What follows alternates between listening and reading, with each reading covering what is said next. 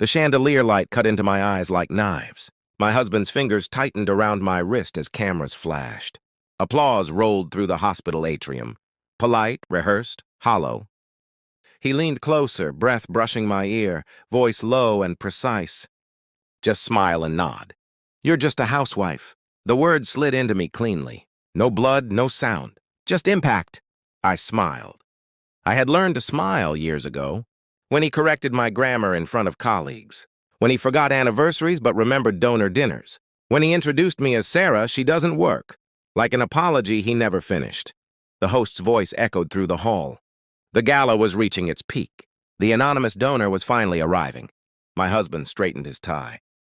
He loved moments like this. Power-adjacent moments. Borrowed importance. Then the doors opened. A man in a black tuxedo walked in. Older, silver at the temples, posture unbent by time. He didn't look at the doctors. Didn't acknowledge the board members. His eyes cut through the room. They found me. Everything in me went still. He crossed the floor with certainty. Past applause. Past money. Past my husband. Then his arms were around me, tight, trembling, and he cried. I built this wing for you, Sarah, he said, loud enough for the room to hear.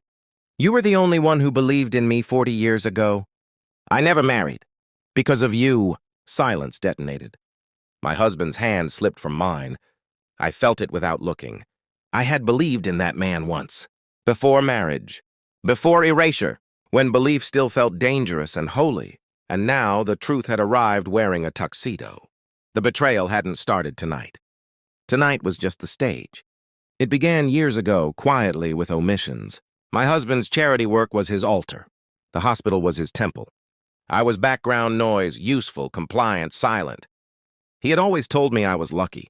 Lucky to be chosen, lucky to be kept. I learned not to ask questions when donations appeared from nowhere, when decisions were made without me, when he corrected my opinions with a laugh. Then, months ago, I saw the emails. Not infidelity, worse.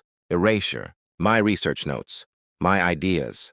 My old grant proposals, reworded, repackaged, submitted under his name.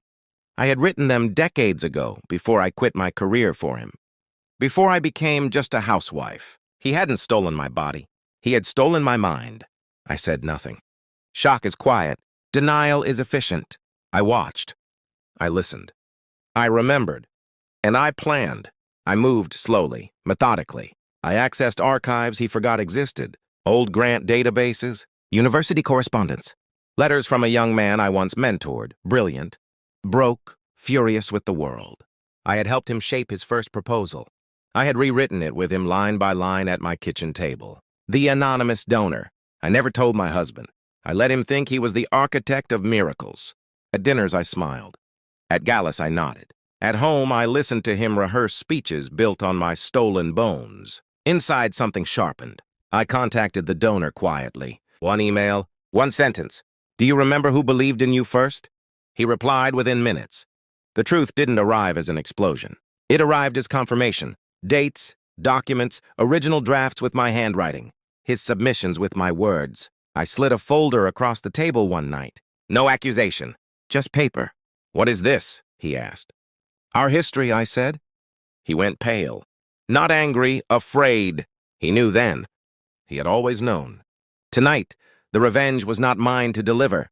It walked in on its own. As the donor pulled back, the room still frozen, my husband stared at me like I was a stranger, like I had been someone else all along. The donor turned to the crowd, spoke calmly, clearly.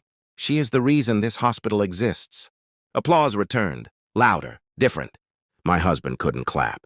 I stepped away from him for the first time in years. Later alone, I felt nothing dramatic. No tears, no triumph, just space. Belief had come back to me. And this time I kept it.